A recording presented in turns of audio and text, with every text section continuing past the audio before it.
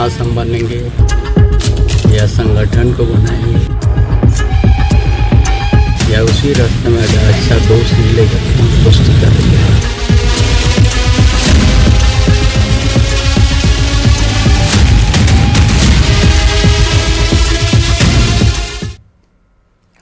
नमस्कार, आप देख रहे हैं न्यूज 18 बिहार झारखंड और मैं आपके साथ लक्ष्मी। चंपाई सोरेन कल रांची आने वाले हैं, सूत्र हमारे ये बता रहे हैं। चंपाई सोरेन कल रांची आएंगे, दोपहर 2:10 पर रांची पहुंचने वाले हैं। दिल्ली से इंडिगो की फ्लाइट से वापस रांची लौटेंगे और देखिए कल जेएमएम से इस्तीफा दे सकते हैं, सूत्र हमारे ये बता रहे हैं। और देखिए बीजेपी में जाने का ऐलान कर ही दिया गया है। 30 तारीख को औपचारिक तौर पर वो बीजेपी में शामिल हो जाएंगे और कल रांची आने वाले हैं। और कहा जा रहा है कि इंडिगो की उनकी फ्लाइट है, दोपहर में 2:10 पर वो रांची पहुंच जाएंगे। बताते चलें आपको, और ये भी कहा जा रहा है कि कल ही जेएमएम से इस्तीफा दे सकते हैं। सूत्र हमारे ये बता रहे हैं कि चंपाई सोरेन कल जेएमएम से इस्तीफा दे देंगे और इसके बाद बीजेपी में जाने का ऐलान किया जा चुका है। 30 तारीख को औपचारिक तौर पर, आधिकारिक तौर पर वो बीजेपी में शामिल हो जाएंगे।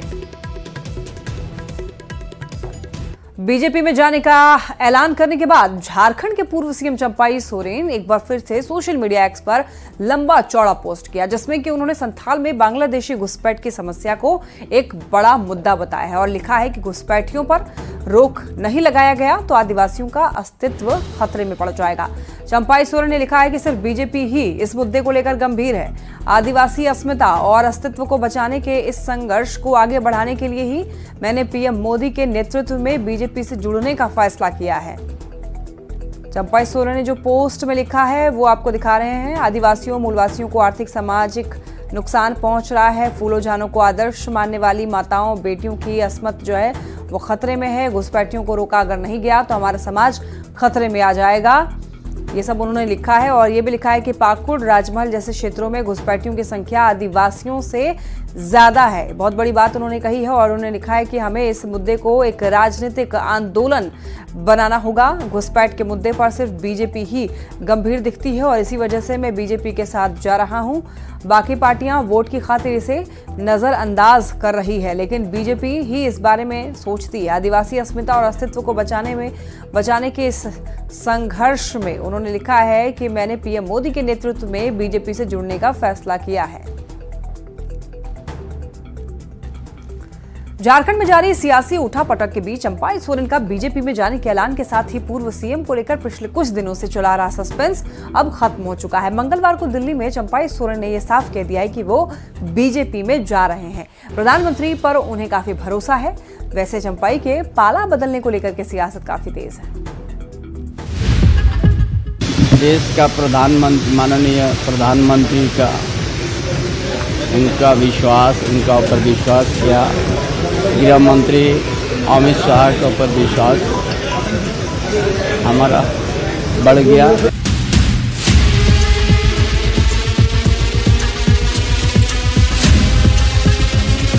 बीते कुछ दिनों से झारखंड का सियासी तापमान बरसात के मौसम में भी गर्म है। करीब 10 दिन से चले आ रहे प्रदेश के सबसे बड़े सियासी सस्पेंस पर से पर्दा उठ गया है। जेएमएम के संस्थापक सदस्य शिबू सोरेन के बेहद करीबी और झारखंड के पूर्व मुख्यमंत्री चंपाई सोरेन ने जेएमएम को टाटा बाय बाय कर दिया है। चंपाई अब बीजेपी का दामन थामने वाले हैं। दिल्ली में अपनी सियासी रणनीति का खुलासा करते हुए चंपाई ने कहा कि वो 30 अगस्त को भारतीय जनता पार्टी का दामन थामने जा रहे हैं। पीएम मोदी पर चंपाई सोरेन ने भरोसा जताते हुए ये बड़ा ऐलान किया। झारखंड प्रदेश का कुछ अलग ही परिस्थिति है। हम बड़ा मंथन करने के बाद देश का माननीय प्रधानमंत्री का उनका ऊपर विश्वास किया। गृह मंत्री अमित शाह के ऊपर विश्वास हमारा बढ़ गया और भारतीय जनता पार्टी में शामिल होने का हमने निर्णय ले लिया। हम और हमारा लड़का जो बाबूलाल सोरेन, वो बाद में बताएंगे। असम के मुख्यमंत्री और झारखंड के चुनाव सह प्रभारी हेमंत बिस्वा शर्मा ने सोमवार की देर रात अपने सोशल मीडिया हैंडल पर पोस्ट कर इस बात की जानकारी दे दी थी। इसके बाद से चंपाई को लेकर चल रहा सस्पेंस खत्म हो गया। 28 अगस्त को चंपाई दिल्ली से रांची पहुंचने वाले हैं। 28 अगस्त को ही उनके जेएमएम की प्राथमिक सदस्यता और मंत्रिमंडल से भी इस्तीफा देने की चर्चा है। उसके बाद 30 अगस्त को औपचारिक तौर पर वे बीजेपी में शामिल हो जाएंगे। न्यूज़ 18 के लिए दिल्ली से अमितेश सिंह के साथ ब्यूरो रिपोर्ट। झारखंड में जारी सियासी उठापटक के बीच बीजेपी के प्रदेश अध्यक्ष बाबूलाल मरांडी ने दिल्ली में पीएम मोदी से मुलाकात की। न्यूज़ 18 से बातचीत में बाबूलाल मरांडी ने कहा कि झारखंड में विधानसभा चुनाव की रणनीति पीएम मोदी से चर्चा हुई और साथ ही साथ चंपाई सोरेन के बीजेपी में आने के सवाल पर बाबूलाल मरांडी ने कहा है कि उनके आने से बीजेपी को फायदा होगा और हम सब ने पहले सब कुछ तय कर लिया था।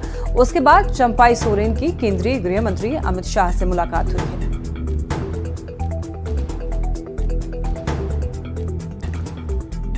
तो देखिए क्या फायदा होगा आपको बता रहे हैं और क्या कुछ नुकसान होगा वो भी टीवी स्क्रीन पर देखिए आप देख सकते हैं। बताते चलें इससे आदिवासी सेंटीमेंट को फायदा होगा, वोट शेयर बढ़ सकता है बीजेपी का और इससे जेएमएम को नुकसान हो सकता है।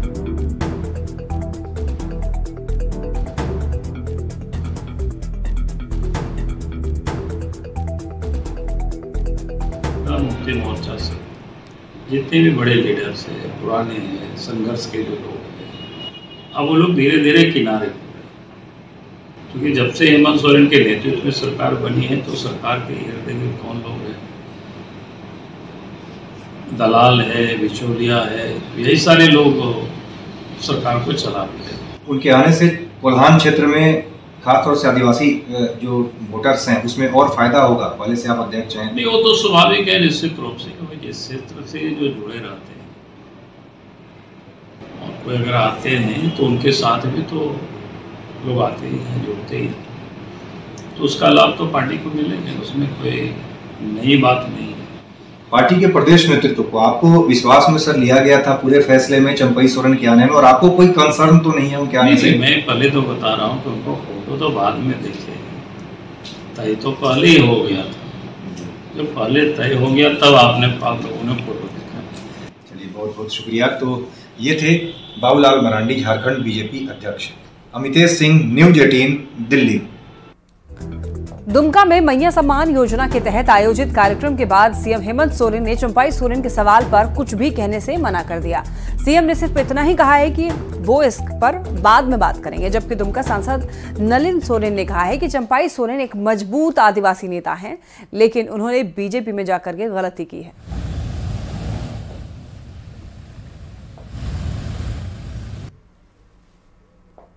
क्या किया नहीं किया, राज्य की जनता, राज्य की महिलाएं, राज्य के युवा इसको तय करेंगे। ये चंपाई का 30 लोग बीजेपी में जाने वाले क्या फर्क पड़ेगा? उस विषय पर हम लोग बात करेंगे। तो जिसका जहाँ मना प्रजातंत्र है, अब क्या सोच के गए तो मैं भी नहीं बता सकते, लेकिन अच्छे लीडर में थे आदिवासी या मूलवासी। अब क्या सोच के गए हम तो उस पर नहीं कर सकते। उनके फैसले को कैसे देख रहे हैं? उनके फैसले को कैसे देख रहे हैं? देखिए, उनका फैसला हमारे ओर से तो गलत है। क्या सर? मेरे ओर से वो गलत फैसला लिए। दुमका में आयोजित मुख्यमंत्री मैया सम्मान योजना कार्यक्रम में पहुंचे ग्रामीण विकास मंत्री इरफान अंसारी ने बीजेपी पर जमकर हमला बोला। कहा कि आने वाले दिनों में बीजेपी जितना परेशान करेगी हम उतना ही आगे बढ़ेंगे। सर, मुझे लाख बुरा चाहे तो क्या होता है, वही होता है जो मंजूर खुदा होता है। इसलिए आपको डरना नहीं है, आपको आगे बढ़ना है।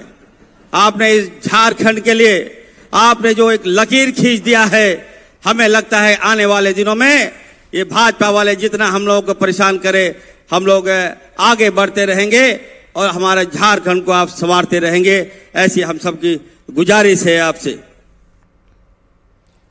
एक बड़ी खबर है रांची से। झारखंड में 10 आईपीएस का ट्रांसफर किया गया। देखिए, आईपीएस अंजनी कुमार झा का ट्रांसफर हुआ है। झारखंड पुलिस अकादमी के उप निदेशक हजारीबाग बनाए गए हैं और देखिए आईपीएस निधि द्विवेदी को एसपी जामताड़ा के पद पर स्थानांतरित किया गया है। तो वहीं आईपीएस अंजनी अंजन को एसपी एसीबी के पद पर स्थानांतरित किया गया है। बात करेंगे आईपीएस दीपक कुमार की, तो आईपीएस दीपक कुमार शर्मा को एससीआरबी झारखंड के पद पर पदस्थापित किया गया है। तो वहीं आईपीएस अमित कुमार सिंह को साहिबगंज एसपी की जिम्मेदारी मिली है। आईपीएस अनिमेश नैथानी को गोड्डा का एसपी बनाया गया है। आईपीएस डॉक्टर विमल कुमार को गिरिडीह एसपी बनाया गया है। आईपीएस नाथू सिंह मीणा को एसआईबी विशेष शाखा के एसपी के पद पर स्थानांतरित किया गया है। आईपीएस कुमार गौरव को लातेहार एसपी बनाया गया है। तो वहीं आईपीएस मनीष टोम्पो को विशेष शाखा रांची के एसपी के पद की जिम्मेदारी दी गई है। तो ये वो 10 नाम जिनका बताते चले आपको, इनकी जगह बदली गई, यानी कि ट्रांसफर पोस्टिंग की गई है। चाईबासा से एक बड़ी खबर, कोलान जंगल से 2 आईईडी बम बरामद किया गया। नक्सलियों ने प्लांट किया था ये बम। 5 किलो और 3 किलो का आईईडी बम बरामद हुआ। सुरक्षा बलों ने बम को नष्ट किया। आपको बता दें कि नक्सलियों के निशाने पर थे सुरक्षा बल। देखिए 2 आईईडी बम बरामद और उसके बाद इस बम को डिफ्यूज कर दिया गया। सुरक्षा बल जो है वो निशाने पर थे, लेकिन उनके नापाक मंसूबे को बता दें यहाँ पर विफल कर दिया गया।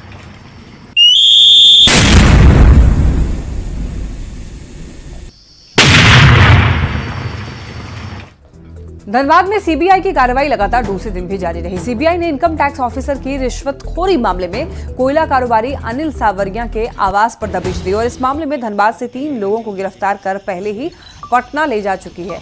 आज सीबीआई की दूसरी टीम चंचनी कॉलोनी स्थित अनिल सावरिया राम निवास आवास पर पहुंची। बताया जा रहा है कि दूसरी टीम की छापेमारी भी पटना से गिरफ्तार प्रधान आयकर आयुक्त संतोष कुमार की गिरफ्तारी से जुड़ा हुआ है और इस मामले में धनबाद के कई और भी बड़े कारोबारी सीबीआई के रडार पर आ सकते हैं। सीबीआई की दबिश दूसरे दिन भी जारी है।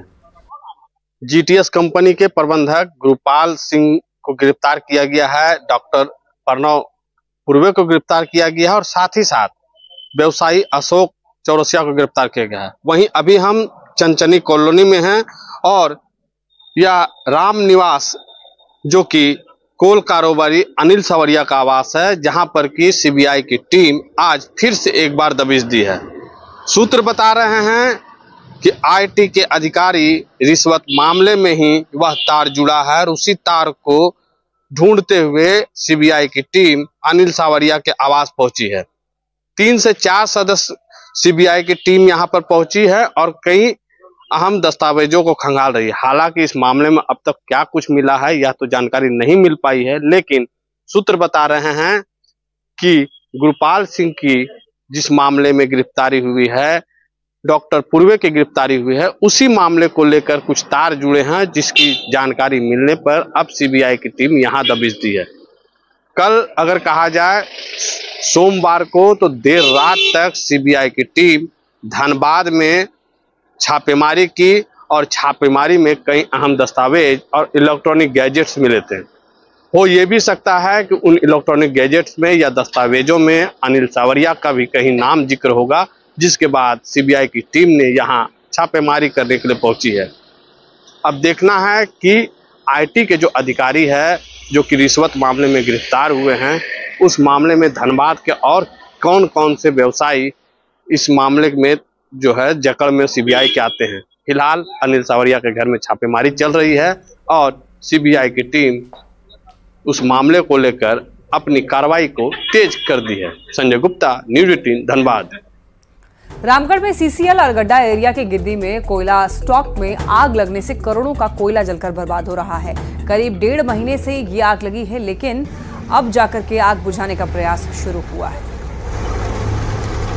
इस वक्त मैं मौजूद हूँ सीसीएल अरगड्डा एरिया के गिद्दी 1 कोयलेरी के कोयला डंप पे। आप देख सकते हैं यह गिद्दी 1 का कोयला डंप है, जहाँ पर G8 ग्रेड का कोयला है, जिसमें 1.5 महीने से आग लगा हुआ है।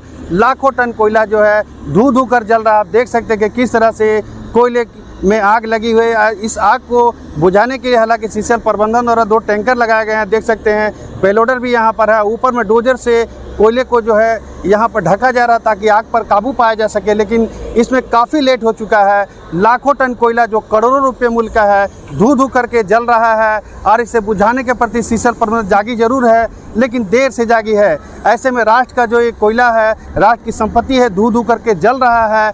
ऐसे में जिम्मेवार लोग जो हैं उन पर कार्रवाई करने की ज़रूरत है। देखा जा सकता है कि किस तरह से यहाँ पर गिद्दी ए के कोयला डिपो में आग लगी हुई है। बताया गया कि इसी डिपो से रोड सेल और यहाँ कोल क्रशिंग में कोयला यहाँ भेजा जाता देखते थे डंपर के माध्यम से, लेकिन ये पूरे डिपो में आग जो है लगातार फैलते जा रहा है और सीसीएल प्रबंधक देर से जागा है और यहाँ पर आग बुझाने के लिए 2 टैंकरों का इस्तेमाल जरूर किया जा रहा है, लेकिन करोड़ों रुपए का कोयला जब जल चुका है तब सीसीएल प्रबंधक जागी है।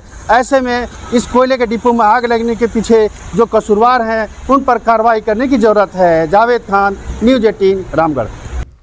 रांची में जन्माष्टमी का उत्सव आज भी बड़े ही धूमधाम से मनाया जा रहा है। रांची के अल्बर्ट एक्का चौक पर दही हांडी प्रतियोगिता के मौके पर राज्यपाल और राज्य रक्षा मंत्री संजय सेठ भी पहुंचे और दही हांडी प्रतियोगिता के साथ में रंगारंग कार्यक्रम का भी लुत्फ उठाया। इस मौके पर हजारों की संख्या में लोग झूमते हुए नजर आए।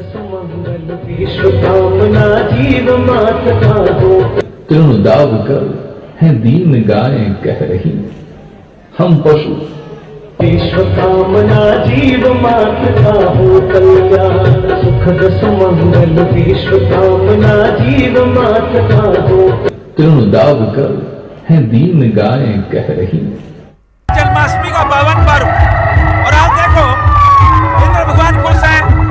बारिश के फुहारों के बीच में महिला गोविंदाओं ने सिर्फ 16 सेकंड के अंदर मटकी फोड़ी है और जिस तरह उत्साह महिला गोविंदा, पुरुष गोविंदा, माननीय राज्यपाल महोदय जी, संतोष गंगवार जी मुख्य अतिथि थे और जो उत्साह, अभूतपूर्व उत्साह, आप देखो भजन संध्या हो रही है।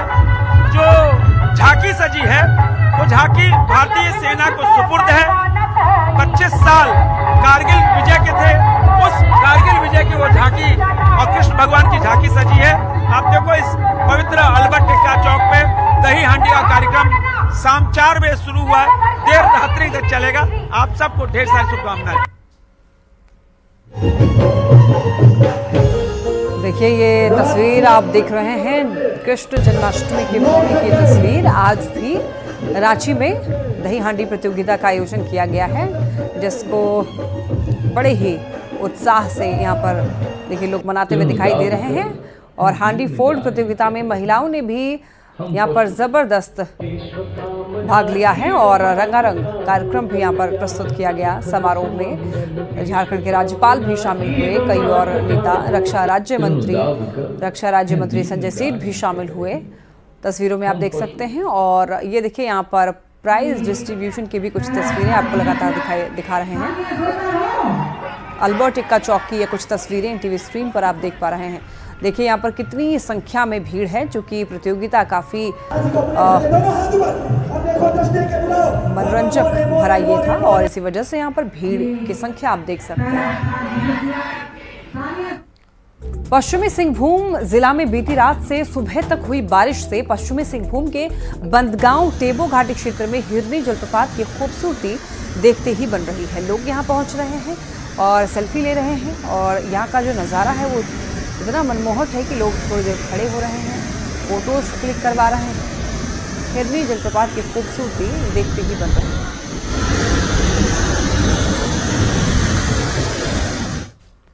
यहाँ रुक रहे हैं एक ब्रेक के लिए, आप देख रहे हैं न्यूज़ 18।